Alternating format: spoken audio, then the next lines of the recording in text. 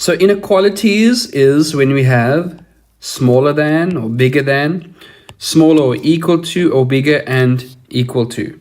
And what we want to do is solve for x in this scenario. It works similar to solving for x if we were to have 2x plus 6 equal to 2.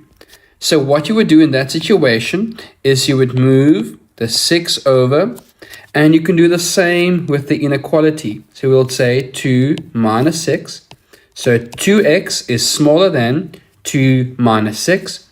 And in a normal equation, you'll have 2x is equals to negative 4.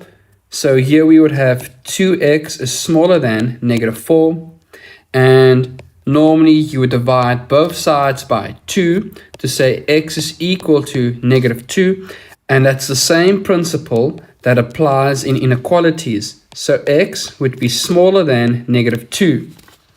So if you were asked to show this on a number line, you would have a line, have your numbers in, plot negative 2, and then have an open dot to say it's not equal to, and then choose the direction. So x would be smaller than negative 2, and that is all the values on the left-hand side of negative 2. For example, negative 3, negative 4, and so forth.